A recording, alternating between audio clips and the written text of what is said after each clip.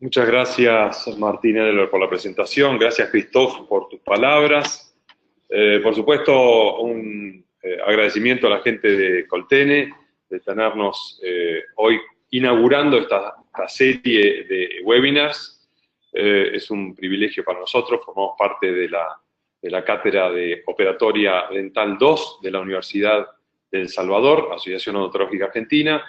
Y bueno, sin más, ya hemos agradecido, hemos hecho preámbulos varios, así que estarán dispuestos para comenzar esta hora que tenemos por delante, tal vez un poquito menos, con mi amigo Nicolás, a hablar sobre trucos y secretos. Bienvenidos a todos los amigos y colegas de Latinoamérica, es un placer estar con ustedes. Ustedes son los protagonistas de esto, vamos a estar charlando sobre estos nuevos manejos que tenemos o dónde vamos a poner el foco de atención nosotros. Y básicamente después ojalá que tengamos tiempo de contestar algunas preguntas y poder entablar un diálogo. La odontología estética hecha con resinas compuestas tiene un renacimiento, un importante renacimiento, y por eso esta foto inicial. Pero a la vez que se han reformulado ciertas propuestas con las resinas compuestas, también hemos llegado a otro concepto importante que es el minimalismo. Y eso es hacer las cosas de una forma sencilla, de una forma que sea fácil y accesible para todo el mundo. Que con muy pocos conceptos podamos tener grandes resultados estéticos. Por supuesto que cuando hablamos de estética del sector anterior hecha con resinas compuestas, nos enfrentamos a una serie de enemigos. Y por eso ponemos en esta secuencia de fotos errores comunes que podemos tener, como es el diagnóstico de forma, como el diagnóstico de color. Dos tópicos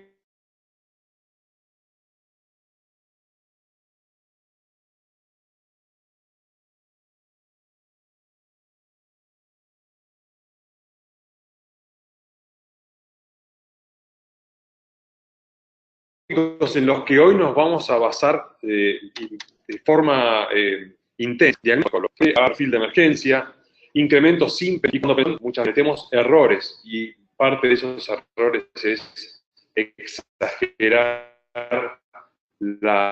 los espesores de dentina, o bien exagerar los espesores de esmalte, con lo cual inmediatamente y no es de qué manera podemos llegar a subsanar esos errores y contarles algunos trucos para que ustedes se sientan cómodos a la hora de hacer sus restauraciones. Por supuesto que la técnica es ampliamente conocida y ustedes ya la conocen. Como les contaba en el video de adelanto, hay muchos pasos que no vamos a dar por descontados. Ustedes son prácticos generales, trabajan todo el día haciendo restauraciones, no vamos a enseñarle un paso a paso, pero sí vamos a centrarnos en dos aspectos fundamentales que creemos que son parte de los principales errores que cometemos al hacer restauraciones estéticas en el sector anterior. Y el número uno es la selección de color. ¿Cuánto nos equivocamos al seleccionar el color? Error que después vamos a llevar a lo largo de toda nuestra restauración hasta el final. Entonces, ese es un punto en donde nos vamos a basar hoy. Y el siguiente punto tal vez sea el final. Todo lo que se refiere al pulido de restauraciones y a la terminación de las restauraciones. Algo que, por lo general, no le damos mucho tiempo, no le damos mucha importancia, y es lo que nosotros consideramos uno de los topes importantes a la hora de hacer estas restauraciones. Así que le presento a mi amigo y colega Nicolás Marzano para que continúe de ahora en más con la presentación.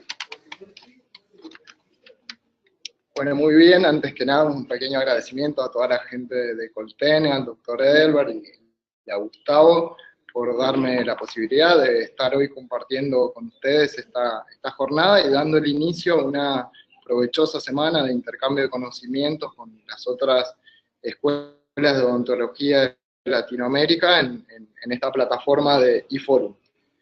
Bueno, en mi presentación voy a hablar del comportamiento óptico tanto de las piezas dentarias como de los materiales. Voy a realizar el siguiente orden para mi disertación. Primero vamos a hablar de luz y color, vamos a desarrollar lo que es un sistema aditivo, un sistema sustractivo, vamos a hablar del comportamiento óptico de las piezas dentarias propiamente dichas, hablaremos de los principios de interacción de la luz con el diente, para pasar luego a hablar del comportamiento óptico de los materiales dentales, en este caso de las resinas compuestas. Habiendo desarrollado todos esos temas, vamos a concluir con una transferencia hacia la clínica de estos conceptos. Para comenzar con esto, tengo que decir que el color es el idioma de la luz, y que si no tenemos luz, no tenemos color. Entonces me veo en la obligación de desarrollar el concepto de qué es la luz. La luz es energía emitida por una fuente que viaja a través del espacio en forma de ondas electromagnéticas. No es la única radiación electromagnética que viaja en el espacio, pero se diferencia de las otras energías electromagnéticas porque su rango de longitud de onda va entre los 400 y los 700 nanómetros, lo que la hace perceptible para el ojo humano.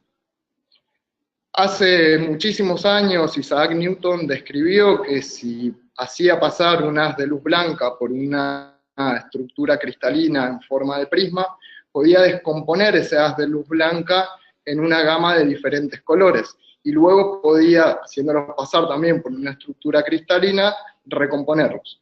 Dentro de esa gama de colores de la descomposición de un haz de luz blanca, podemos ver que hay tres colores, el rojo, el azul y el verde, que los podemos denominar colores primarios dentro del sistema aditivo.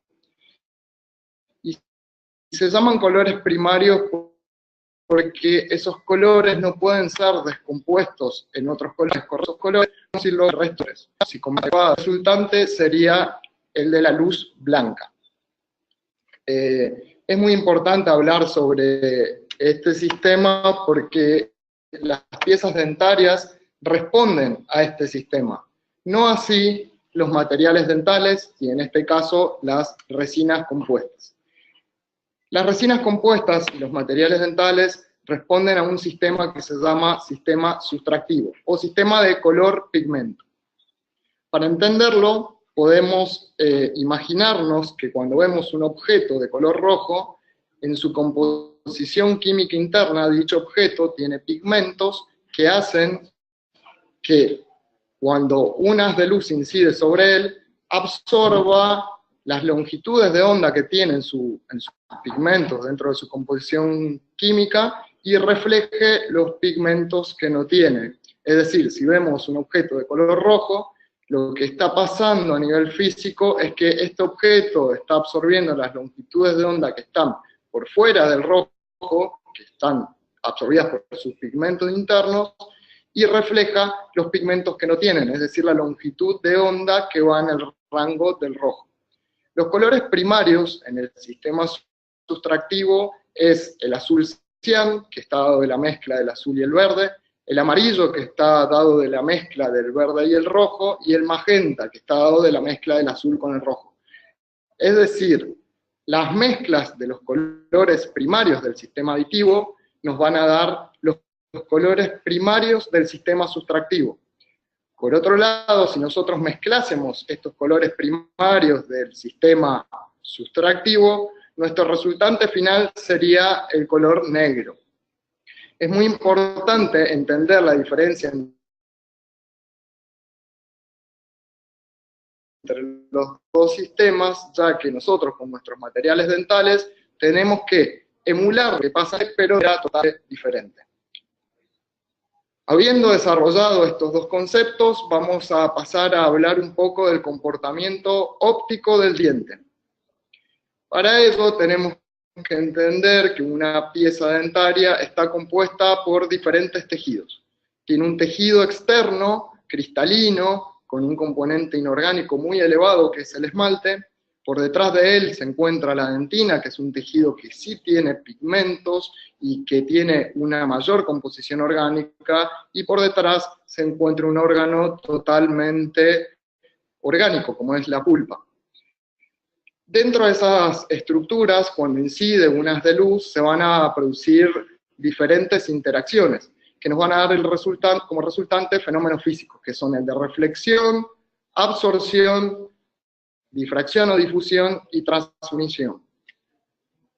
Cuando hablamos de reflexión, tenemos que pensar que un haz incide sobre nuestra superficie de nuestra pieza dentaria y es devuelto al medio. Esta reflexión puede ser de dos maneras distintas dependiendo de la lisura de la superficie.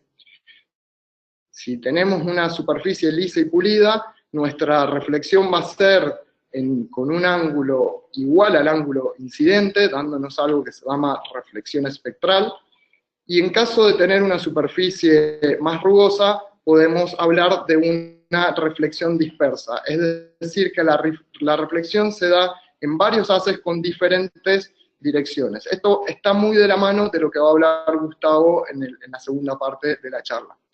Otro proceso que puede pasar es que cuando el haz de luz cambia de pasar del estado gaseoso del aire al sólido del esmalte, tenga un cambio en su velocidad y en su longitud de onda. Lo que va a hacer es que la dirección de ese haz cambie de sentido y pueda dispersarse en varios sentidos. Al tener por detrás un tejido como es la dentina, que tiene pigmentos, la dentina puede llegar a absorber las longitudes de onda que están dentro de sus componentes de pigmentos y reflejar el resto. Cuando no tenemos respaldo dentinario, lo que se produce es... Disculpen un segundito que se trabó la presentación. Ahí debería. Cuando no tenemos respaldo dentinario, lo que es un cambio en la dirección del haz y una transmisión hacia el otro lado. Y no nos olvidemos que el esmalte, al ser una estructura cristalina en su borde incisal donde no hay respaldo dentinario, también puede comportarse como un prisma, descomponiendo este haz primario en diferentes colores. Es decir, el esmalte, según su espesor, va a actuar como un filtro modificador del color dentinario, quien es realmente el que presenta los pigmentos. Todo lo que acabamos de hablar es el comportamiento óptico, es decir, es la resultante de por qué vemos el color dentario, y responde al sistema que hablamos al principio de adición, el sistema RGB. Para seguir ahondando en el comportamiento óptico de las piezas dentarias, tenemos que describir los factores primarios del color. Las dimensiones del color fueron descritas por Munsell hace muchos años y son tres: el matiz o tonalidad, la intensidad o saturación y el valor o luminosidad. Acá podemos ver una imagen de diferentes lápices de colores. Seguramente nosotros en nuestra cabeza se nos vengan nombres. Si vemos de izquierda a derecha, probablemente al primero se nos venga el nombre amarillo a la cabeza, en el último el color verde, en el segundo naranja, los del medio son rojos. Bueno, esto es lo que se nos está viniendo a la cabeza, responde a la pregunta de qué color es ese lápiz. Y lo que pensamos y nombramos no es más que el matiz o tonalidad. Es decir, es el comportamiento con la luz, lo que absorbe y lo que refleja, lo que le da un nombre al color. Por otro lado, acá podemos observar tres camisetas de un club muy importante de Argentina, que todas tienen matices de azules y amarillos, pero sin embargo no son iguales. Acá podemos hacernos la pregunta de cuánto color tiene cada una de estas camisetas. Y eso está ligado al concepto de intensidad o saturación, es decir, cuánta cantidad de color tiene el objeto. Por último, la última de las tres dimensiones son las escalas de colores blancos y negros. Si vemos de izquierda a derecha en la pantalla, vamos a ver a la izquierda el color blanco y a la derecha el color negro, y entre medio una gama de grises. podemos darnos cuenta que nuestra pantalla va a estar mucho más iluminada de nuestro lado izquierdo, que está el color blanco, que de nuestro lado derecho. Y esto responde a la pregunta de cuánta luz tiene el color. Y la respuesta está en el concepto del valor o luminosidad del color. Estos tres factores no son suficientes para describir todas las cosas que pasan en las piezas dentarias. Y tenemos algunos factores que son secundarios del color. Podemos desarrollar dos conceptos que son el de translucidez y el de opacidad. Un objeto es translúcido cuando absorbe parcialmente el paso de luz y el resto es reflejada. Por el contrario, opacidad es cuando un objeto absorbe prácticamente por completo e impide el paso de luz hacia otro lado. Es interesante hablar del concepto de fluorescencia, que nuestras piezas dentarias responden a esta propiedad. La fluorescencia es un fenómeno que sucede cuando un cuerpo absorbe internamente energía luminosa que está fuera de nuestro rango de percepción visible, es decir, longitudes más bajas de los 400 nanómetros, como puede ser la luz ultravioleta, pero es transmitida y reflejada por este diente y se transforma en ondas que entran dentro del espectro visible. Esto es muy claro cuando vemos debajo de una luz, por ejemplo, como puede ser la de una discoteca, una pieza dentaria restaurada. Seguramente la parte dentaria va a responder a esta propiedad de fluorescente, y la parte restaurada va a depender si la resina tiene estas características fluorescentes o no para responder, emular al comportamiento dentario. Otro concepto para hablar es el de opalescencia. La opalescencia es cuando unas de luz de una determinada longitud de onda se desplaza dentro de un material y se encuentra con un obstáculo que es menor a su longitud de onda, y da un resultado de reflexiones en varios sentidos y de dispersiones. Generalmente las ondas de longitud baja van a ser reflejadas y se van a ver en el frente de la pieza dentaria de colores fríos, como es el azul o el grisáceo. Y las longitudes de onda larga van a ser transmitidas y se van a ver por el lado palatino de nuestra pieza dentaria de color anaranjado o rojo, es decir, longitudes de onda más altas. Como hemos estado hablando, las propiedades ópticas de una pieza dentaria están ligadas a los tejidos dentarios. Entonces tenemos que entender que a lo largo del tiempo las piezas dentarias van cambiando las propiedades en sus tejidos.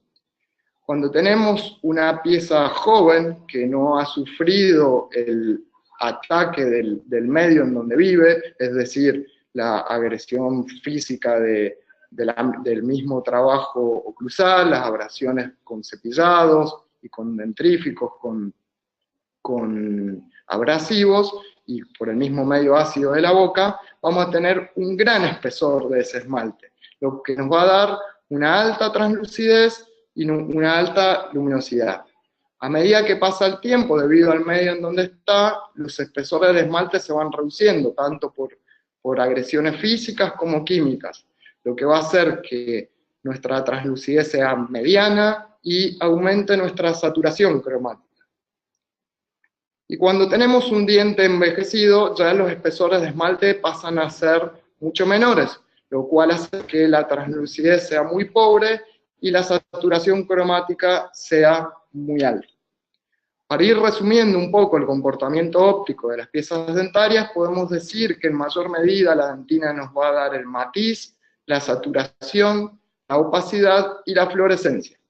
Y el esmalte va a ser el encargado de darnos la luminosidad o valor, la translucidez y la opalescencia.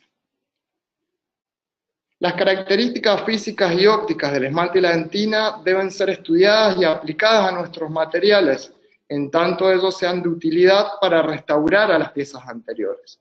Por eso, habiendo entendido cómo es el comportamiento óptico de las piezas dentarias, vamos a empezar a hablar un poco del comportamiento óptico de los materiales que tenemos para emularlas.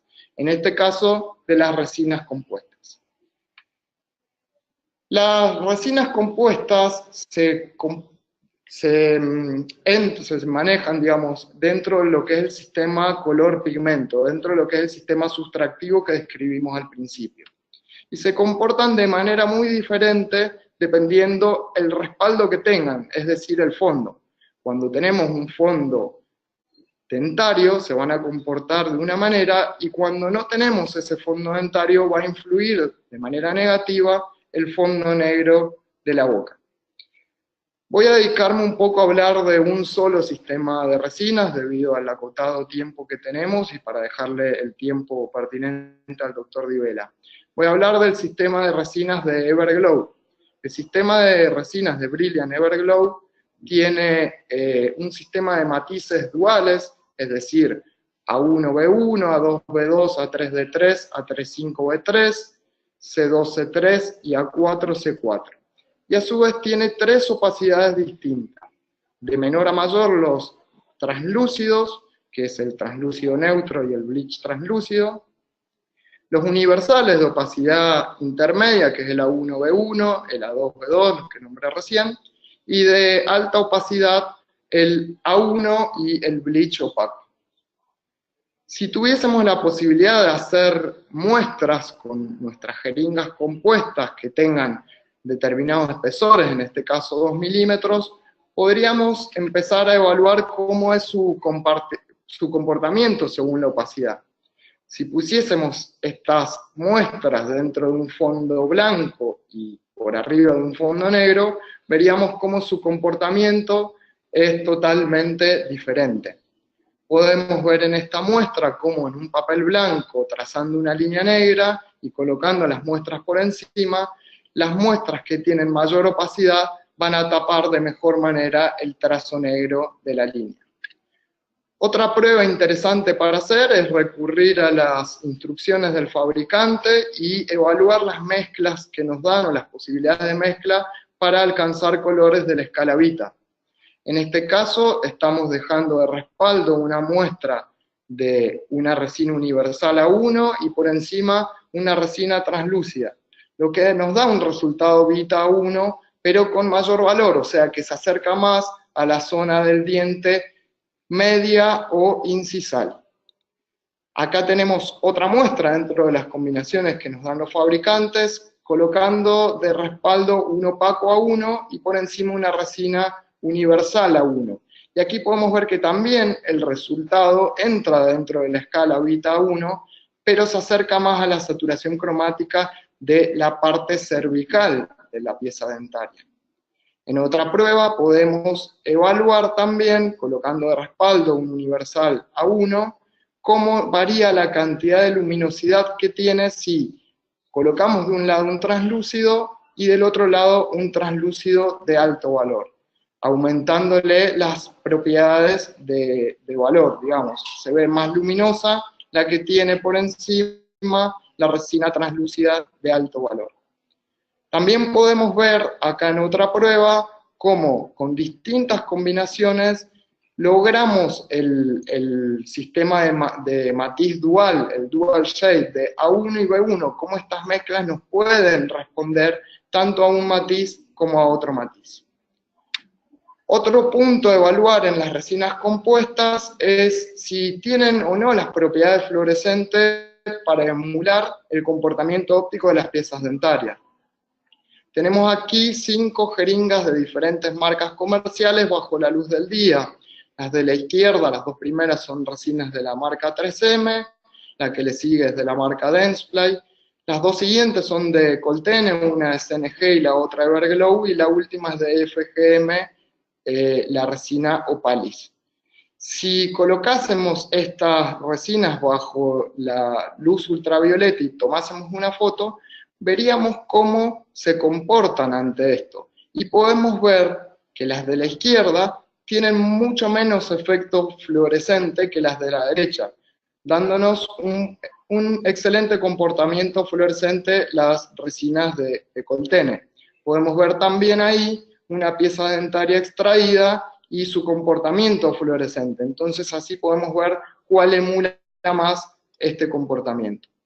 Podemos hacer la misma prueba con las muestras que habíamos hecho previamente con las resinas de Everglow y ver que su comportamiento ante la luz ultravioleta es bastante favorable, teniendo mayor fluorescencia las resinas que tienen mayor opacidad.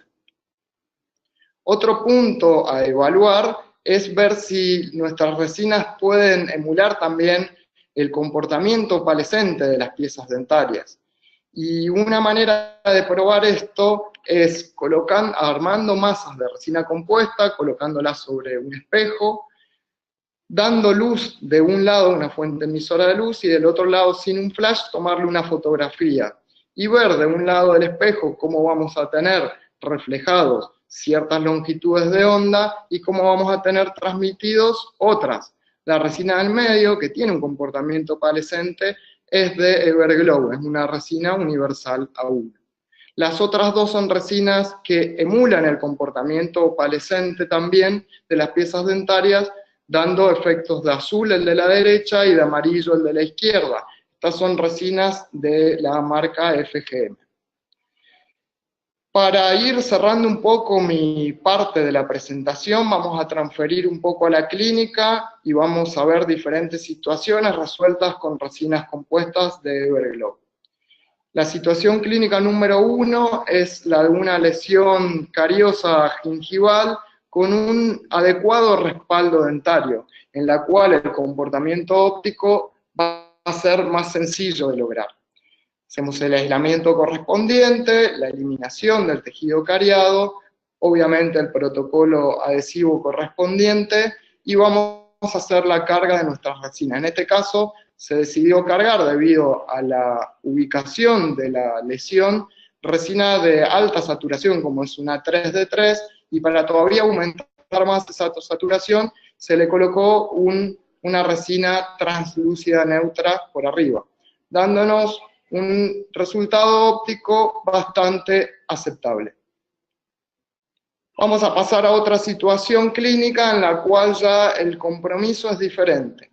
Es el reemplazo de una restauración preexistente en la cual ya no tenemos respaldo dentario y el fondo negro de la boca va a empezar a tener un papel preponderante. Podemos ver cómo esta restauración preexistente está inadecuada en lo que es forma, color, textura, ya está vencida en el tiempo, hasta se pueden ver pequeñas pigmentaciones en su unión con el diente, podemos ver cómo se comporta ante la luz de diferentes ángulos y podemos decir que no está emulando en lo más mínimo a la naturaleza de la anatomía dentaria de esta paciente. Lo que se define hacer primero en esta situación es buscar la toma de color, pensar en hacer un esquema de mapa cromático. Esto lo hacemos colocando diferentes masas de las resinas que vamos a emplear sobre la pieza dentaria, las polimerizamos y podemos llevarlo a una foto en blanco y negro que nos va a ayudar mucho en lo que es la elección de la saturación y del valor adecuado. Una vez seleccionado, vamos a arrancar con las maniobras operatorias, vamos a utilizar una matriz de silicona para hacer un respaldo palatino con el espesor adecuado. Vamos a hacer nuestro protocolo adhesivo, en este caso se utilizó un adhesivo autoacondicionante como es el OneCoat 7 de Coltene. Colocamos una capa de respaldo de translúcido neutro. Conformamos su cara proximal usando una matriz metálica del sector posterior que nos da la facilidad de realizar un adecuado contorno. En la cara del reborde marginal mesial hacemos una mezcla entre un bleach universal y una 1B1 para aumentar el valor en la zona donde en la naturaleza solo tenemos esmalte.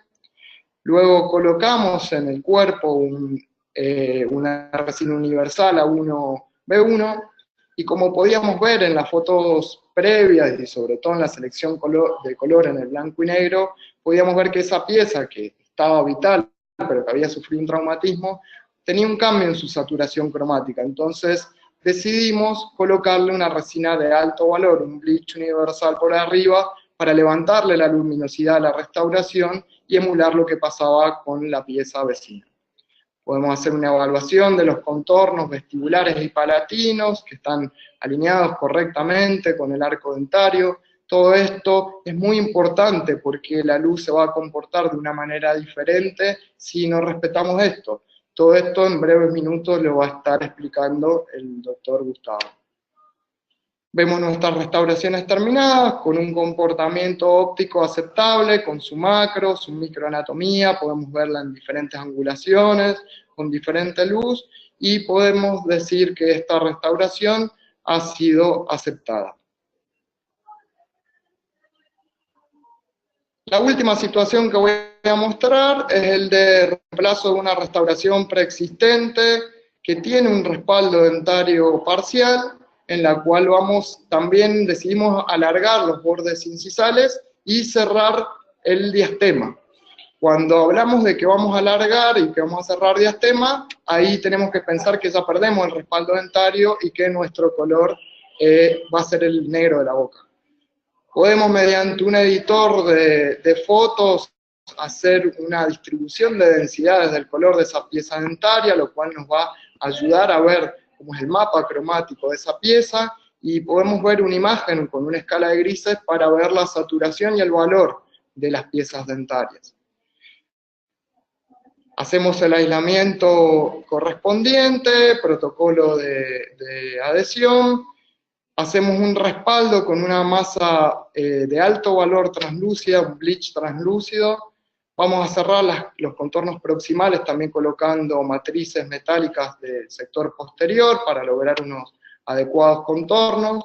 En las caras proximales vamos a utilizar masas universales A1B1 y también un bleach universal para emular la iluminación dentaria que tiene en esa zona en las piezas donde hay esmalte sin soporte dentinario. Y para finalizar vamos a cargar un esmalte bleach translúcido en el frente. Y podemos ver nuestra restauración terminada con un comportamiento óptimo. Si la llevamos al editor de foto, podemos ver cómo la distribución de colores es bastante adecuada. Acá podemos ver el caso del postoperatorio del control final, donde vemos que el comportamiento con la luz es adecuado, y la forma, la anatomía y el pulido hacen que emule bastante a una pieza dentaria. Cerrando un poco mi presentación, voy a dejarles al final la bibliografía correspondiente, y ahora voy a dar el lugar a Gustavo para que arranque con la parte final de estas restauraciones. Y quería tomarme unos breves minutos para darle una mención especial de agradecimiento a tres personas. Uno es el doctor Di Vela y otros dos son Fernando Marabanquín y Guillermo de Pino, los cuales me han ayudado mucho en lo que es la comprensión de este tipo de materiales y me han dado un gran aporte en esta presentación que hoy estoy compartiendo con ustedes. No los aburro más y los dejo a manos de Gustavo. Les recomiendo que estén atentos porque seguramente van a aprender muchas cosas nuevas. Muchas gracias. Gracias, Nico. Seguimos entonces. Les doy la bienvenida a los nuevos asistentes a este webinar. Hemos triplicado casi el número de asistentes que habían comenzado esta sesión. Así que es un placer seguir, como les había adelantado al principio. Tocamos el tema de selección de color porque pensamos que es uno de los lugares en donde muchas veces pisamos en falso y cometemos algún error. Y pasamos toda la secuencia de restauración y vamos a lo que nosotros llamamos la frutilla del postre.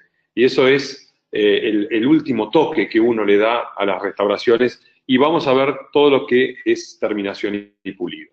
Y ahí, con algunos conceptos sencillos, vamos a tratar de explicar qué es lo que necesitamos. Y necesitamos varias cosas. Primero, necesitamos saber anatomía dentaria. Y sí, tal vez hay que volver a los libros, a los originales libros con los cuales nos formamos en la educación de pregrado, y repasar algunas menciones sobre, básicamente, contorno, perímetro y todo lo que tiene que ver con la observación y el pulido. ¿Qué necesito tener? Necesitamos tener tiempo. Y ahí claramente está la palabra no negociable.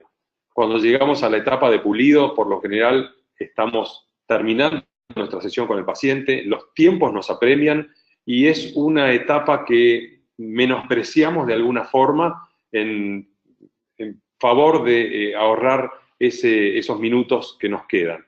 Bueno, el pulido es algo que no debemos hacerlo rápido, no debemos hacerlo a las apuradas. Y muchas veces el pulido y la terminación de las restauraciones nos llevan dos sesiones, la que estamos trabajando y una más. Y por supuesto necesitamos tener distintos elementos e instrumentos a la hora del pulido. Necesitamos formarnos y tener nuestro armamento a la hora del pulido. Por supuesto que no todas las restauraciones se terminan igual. Entonces, lo que necesitamos también tener es, necesitamos aprender a mirar, necesitamos aprender a copiar y necesitamos aprender a saber esperar los tiempos necesarios para las resinas compuestas, para la polimerización oscura y volver a ver a ese paciente en una nueva sesión y retocar si es el caso o hacer las terminaciones necesarias. Yoexi es un querido paciente, vivió muchos años en Cuba y se casó con una argentina y vino a atenderse conmigo hace más de 18 años. En su momento hicimos esta restauración que luego pasaron prácticamente 12 años sin que él volviera. Fue a vivir al interior de la Argentina y en uno de sus viajes a Buenos Aires, que es donde tengo mi consulta, volvió 12 años después con esta restauración, que por supuesto tenía sus problemas, tenía sus pequeñas filtraciones y hasta defectos en el pulido y la terminación. Fíjense que más allá del material que estamos utilizando, la terminación es extremadamente plana y en una sola dimensión. Comparando con el diente de al lado, le propusimos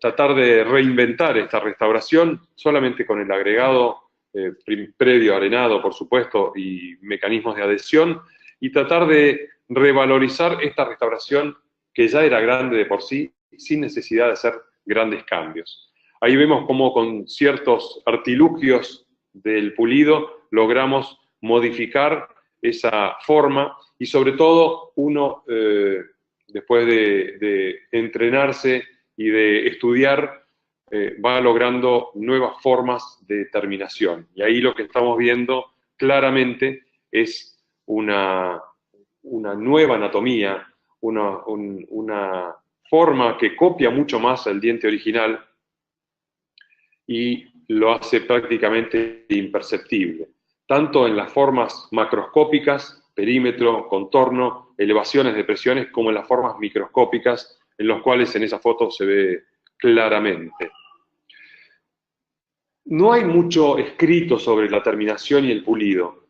Sin embargo, cuando uno bucea un poco en Internet, se encuentra con artículos como el de Jack Hsu, que no tiene una base bibliográfica, no está publicado, no está indexado en las bibliotecas, pero tomé su idea porque me parece un concepto muy interesante para aquellos que quieran líneas simples a la hora de terminar sus restauraciones. Y este concepto de Jack Hsu habla de 4 lugares o 4 zonas y hace un juego de palabras con el for you o algo para usted.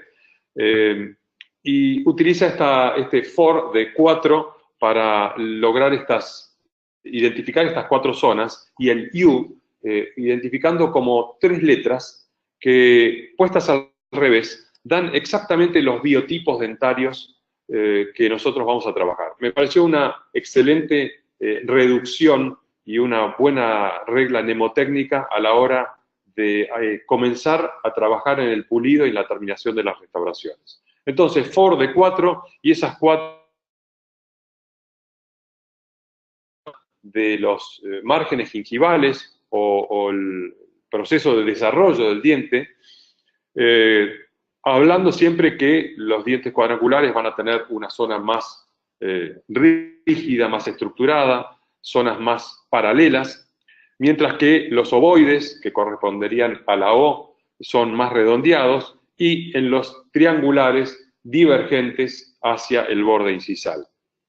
La siguiente zona de las 4 es, pasemos a la zona 2, los flancos, las caras mesiales y distales, o las líneas por donde, atiéndanme esto, donde se divide la cara vestibular de las caras proximales, donde comienza esa transición entre la cara vestibular y las caras proximales.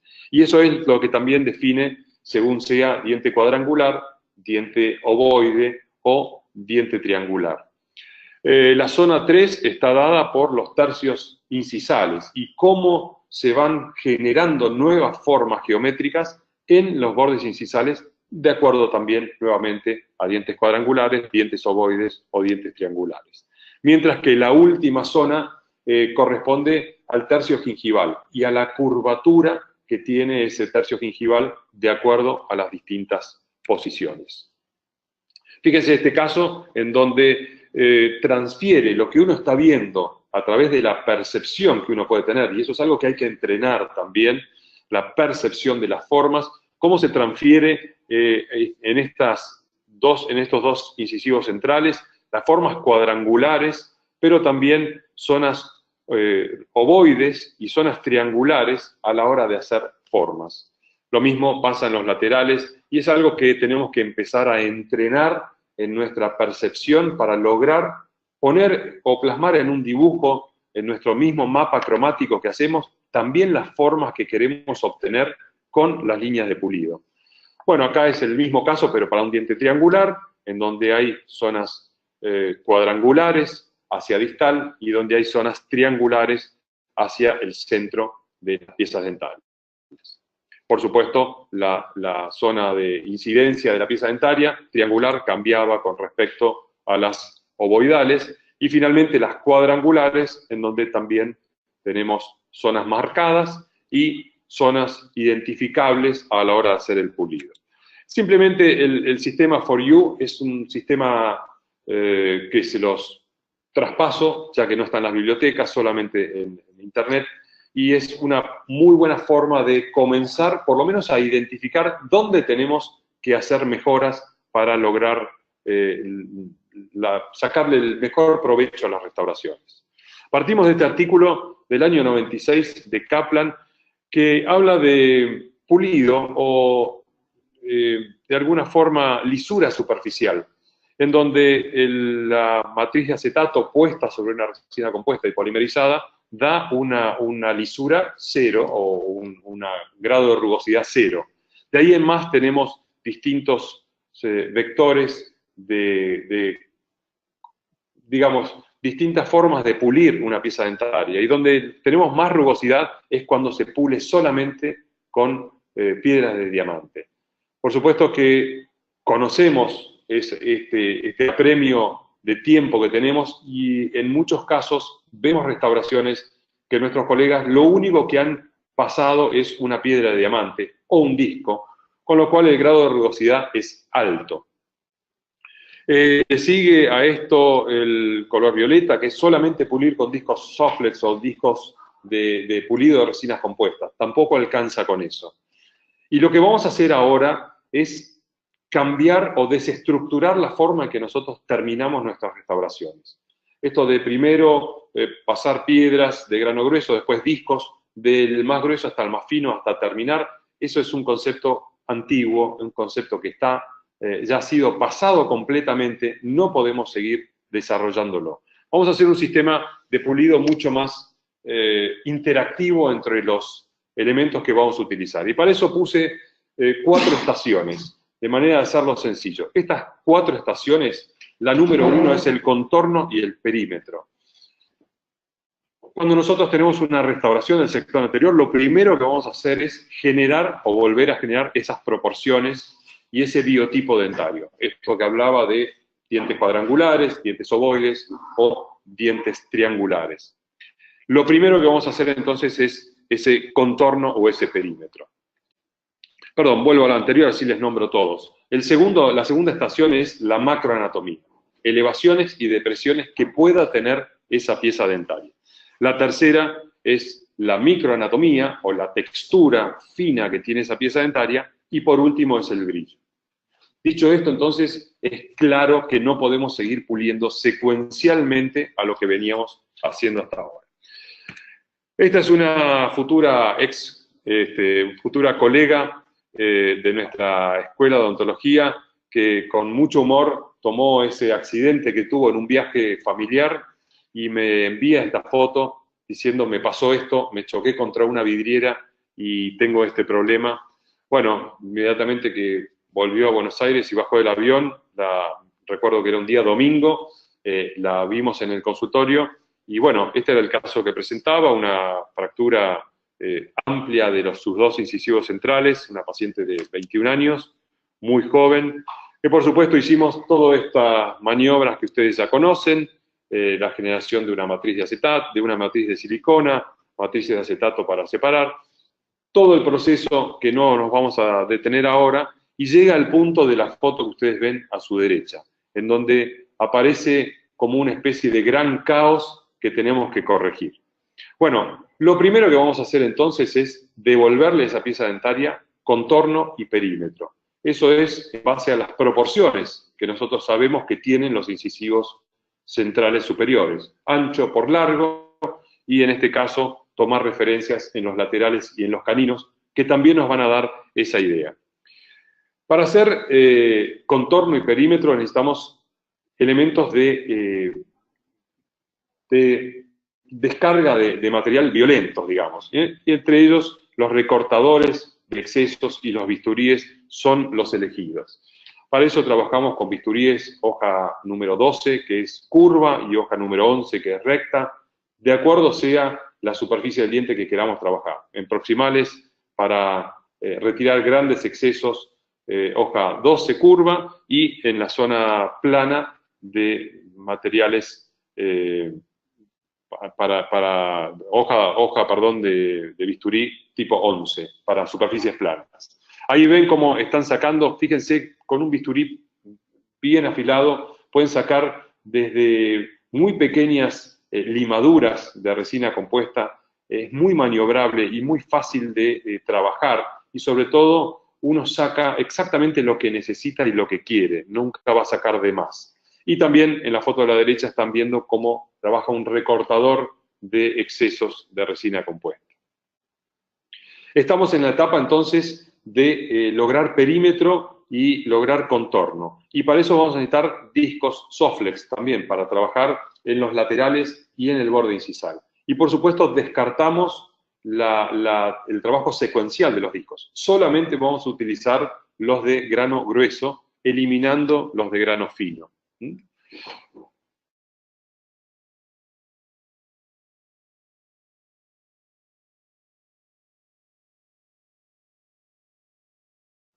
Para no desgastar puntos de contacto. Hoy, como les mostraba los casos de Nicolás, con buenas matrices, sobre todo las matrices del sector posterior, utilizadas para el sector anterior, en donde ustedes pueden lograr un contorno vestíbulo palatino y a su vez un contorno gíngivo incisal por estas matrices bicóncavas, es muy difícil que les queden excesos en las zonas proximales. Con un buen acuñamiento y la matriz es prácticamente imposible que ustedes tengan que recurrir a matrices o a tiras de pulir.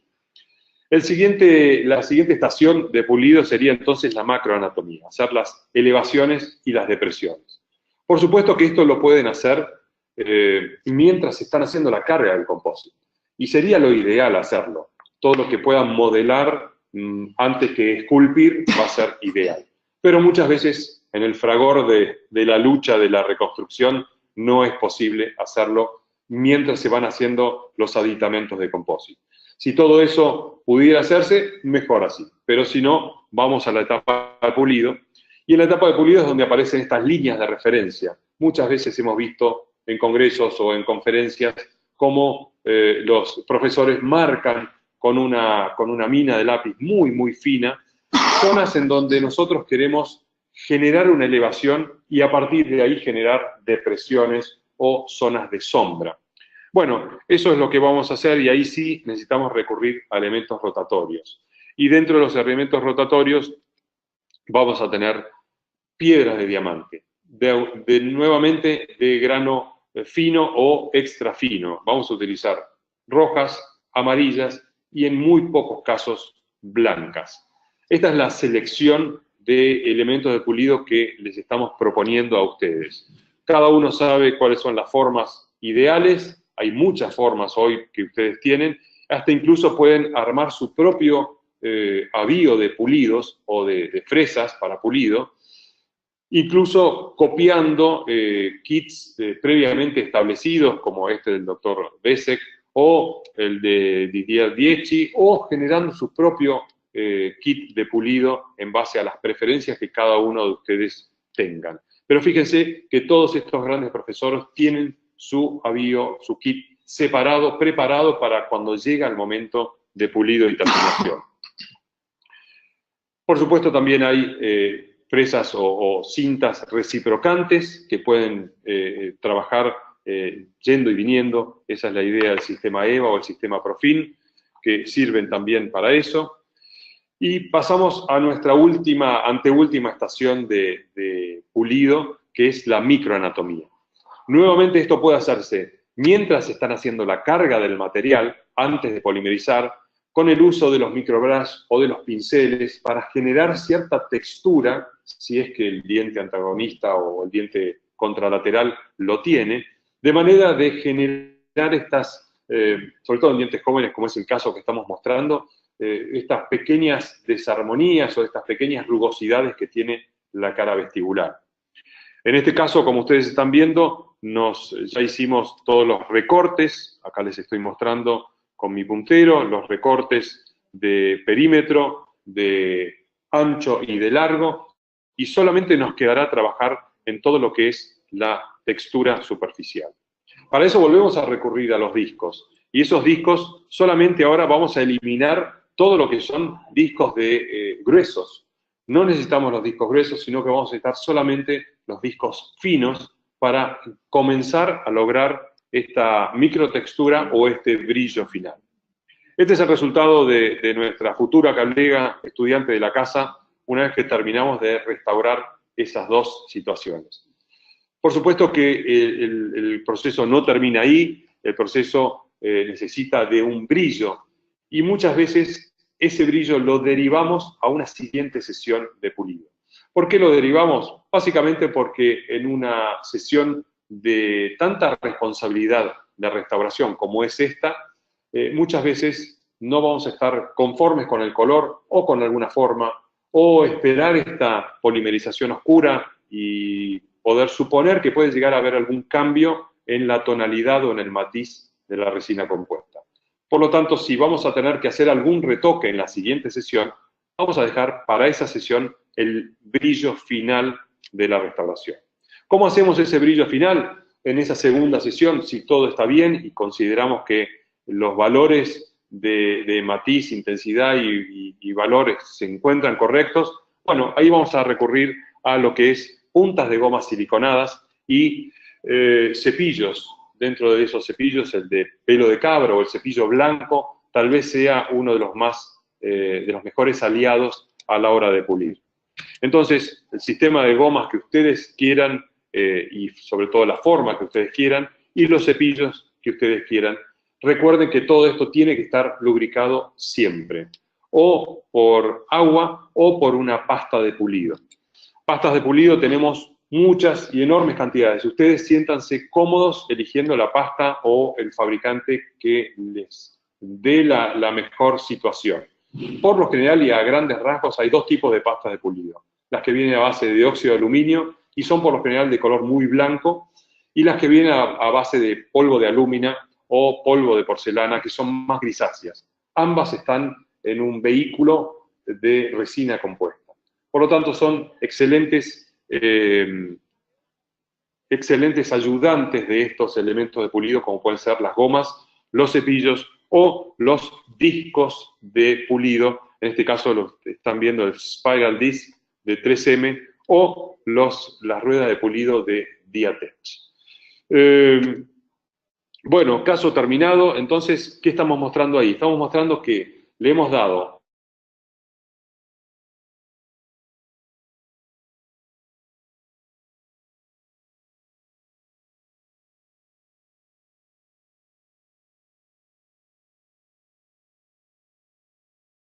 importantes, como los bisturíes y los recortadores de margen o de excesos.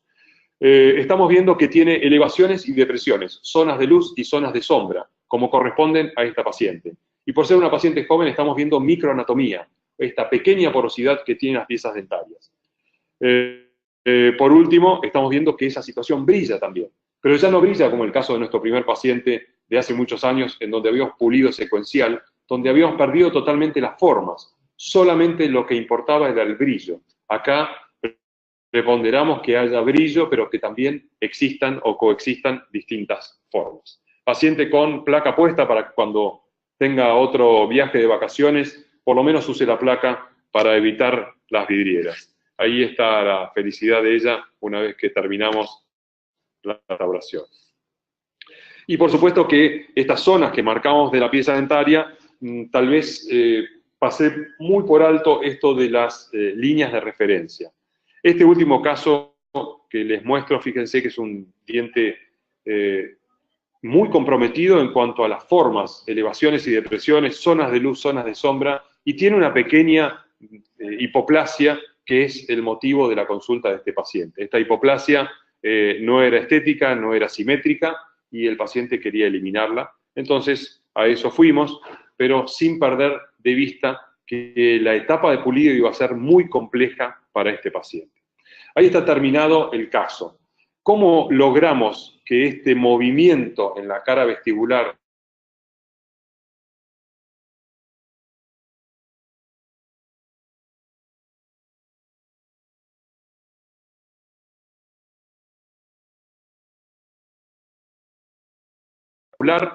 y después haciendo líneas de referencia con una mina, con un portaminas, y de esas líneas de referencia generando zonas de profundidad hacia un lado y hacia otro?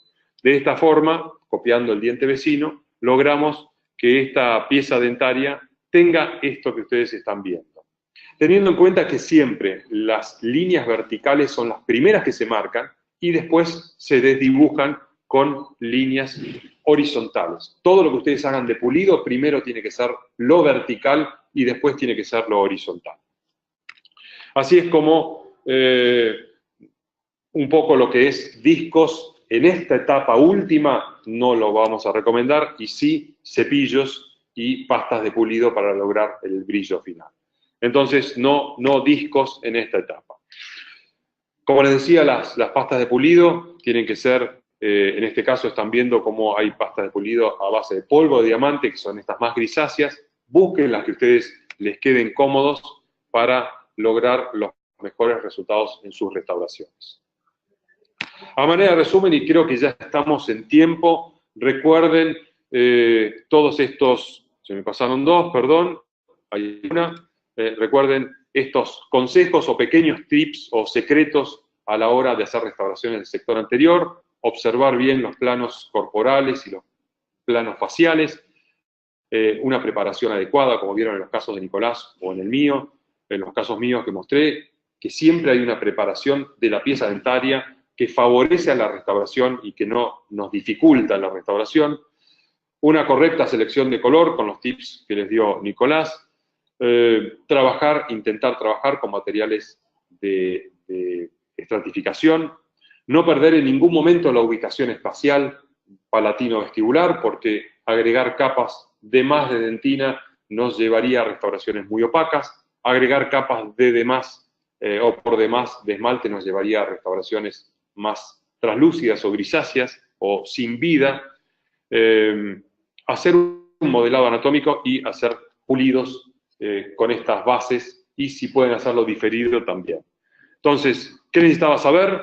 ¿Qué necesitaba tener? ¿Y qué necesitaba aprender? Ese es el resumen final y les va a quedar a ustedes como corolario de todas estas presentaciones. Esta es la bibliografía que hemos utilizado, tanto Nicolás como yo, para finalizar, y no me queda más que agradecerles a ustedes con esta foto del encuentro de líderes de opinión de hace 2 años atrás, en el que estamos con Nicolás disfrutando de una bonita velada en la playa junto con colegas de toda Latinoamérica, así que aprovechamos ahora para mandarles un saludo, agradecerles este tiempo que nos han dedicado, abrir el panel de preguntas. Imagino que en una hora tratamos de condensar mucha información que lleva, en un curso lleva unas 2 o 3 horas, tratamos de meterlos todo en una hora.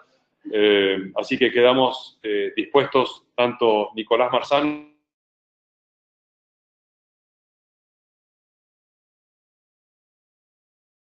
y aprovechamos para mandarles un enorme saludo a todos los colegas de Latinoamérica que nos están viendo. Ha sido un placer para nosotros compartir este espacio con ustedes.